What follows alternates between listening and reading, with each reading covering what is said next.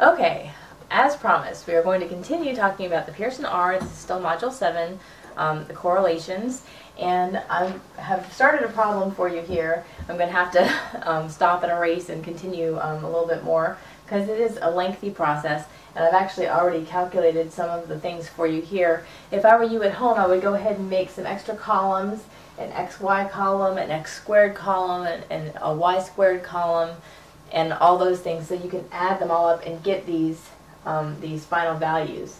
But you can also put them in Excel and have Excel calculate them for you if you feel confident about that. We can talk about that in class as well. Alright, so here's the Pearson R formula, and I know that it's unattractive, but basically, if you can see it, R is equal to the sum of x times y minus the sum of x times the sum of y.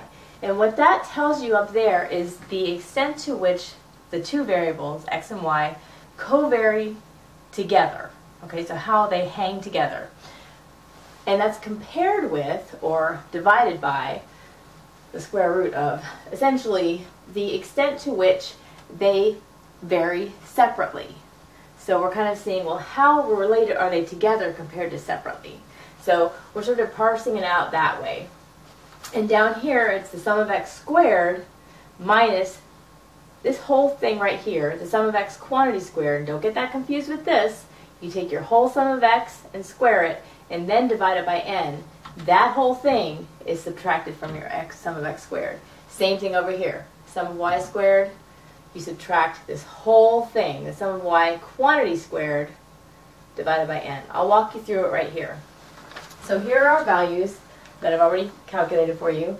The sum of x is 287, the sum of y is 39, the sum of x times y, so that's each x times y in its own column over here, it's not those two multiplied together, is 1071. The sum of x squared, again each x squared added up together, is 8,983, and the sum of those y squared, so again you had a y squared column, you add all those up, you get 163. Notice the difference in the size because these numbers are much larger than these. And so just check your work when you're doing it to make sure that that makes sense and it matches up with what you have for data. Okay, so here's our R. Basically, I just took these numbers and I plugged them in. If you're good at plug and chug, this should be not too bad for you at all. So basically, we take the sum of x times y, which is 1071, and plug it in. We subtract from that the sum of x times the sum of y, right there, right here, and that is the degree to which they covary. And we divide that by the square root of our sum of x squared, right, sum of x squared, minus this whole quantity right here, 287, which is x squared squared, divided by 10, and we multiply that by the sum of y, sorry, minus the sum of y quantity squared, sum of y squared minus sum of y quantity squared, divided by our n, which is 10. That's where I'm getting 10, by the way. We've got 10 sets of scores. So we then continue to plug in, and then we multiply these two values by each other. We take our 8983 right here, right, which is our sum of x squared, minus, I just kind of did a couple of steps in here because I didn't have enough room, 287 squared, what is that? 287 squared is, oh, I can't even find it on here. Let me see. Ends up being 11,193 minus 287 squared divided by 10, and then 163 minus 39 squared divided by 10. You end up getting 8983 minus 8236.9, and 163 minus 152.1. So when you subtract those amounts, you then end up, here's where I have to erase a little bit and continue on.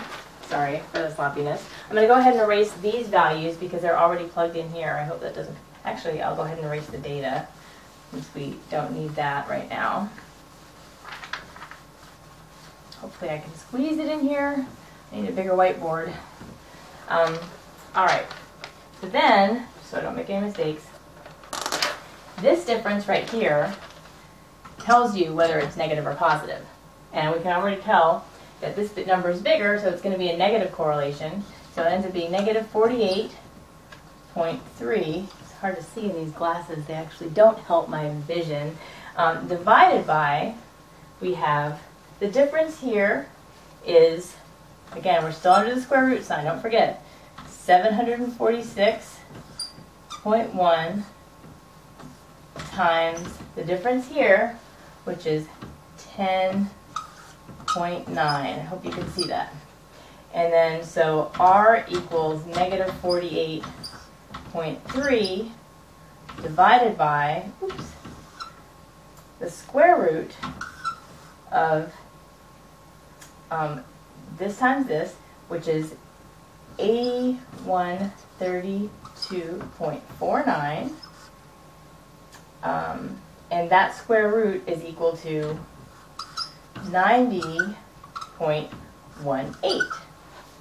So now we simply take R, it's going to be hard to see, negative 48.3 divided by 90.81. And remember, this makes sense that this number is bigger because we can never have a number larger than 1 for correlation. If you end up having this number being bigger, then you're going to have a 1 point something or a 2 point something, and that doesn't make any sense. It can only ever go up to 1, and that's for a perfect correlation.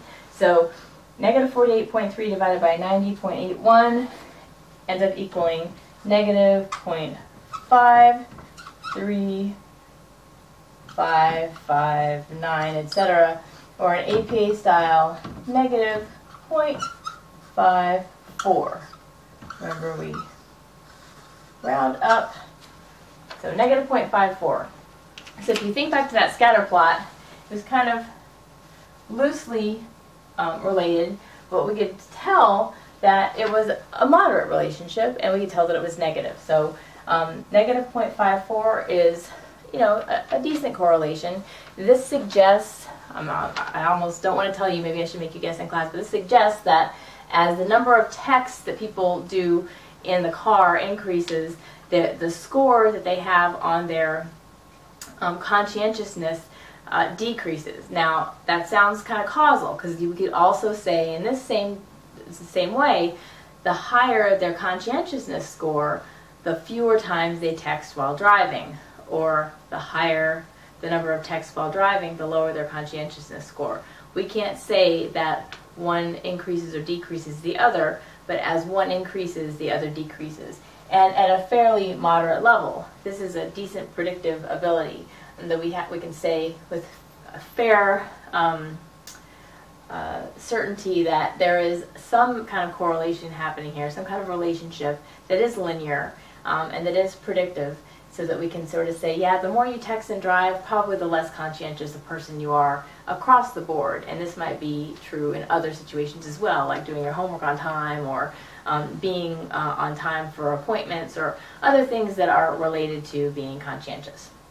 So I know this is a really ugly formula, and I'm sorry that I ended up with this teeny tiny little thing right here, but hopefully you see all you're doing is just calculating the extent to which the variables co-occur with the extent to which they occur, or they, you know, vary separately, and you just plug in the values, and then, oh gosh, and then you simply calculate your coefficient, and that's what you've got. So hopefully it's not too intimidating. We'll do lots of practice, and hopefully you'll feel confident with it. Once you do it a few times, you'll feel good. And just make sure you check and double check your work. And I guess there's a little bit more to talk about, but I think we can talk about that in class. We'll be talking about R squared, or the coefficient of determination. And for the most part, we'll probably be talking about third variable problems and how this differs from what we're going to be talking about next, which is linear regression. It's very similar to correlation coefficient. All right, I will talk to you next time.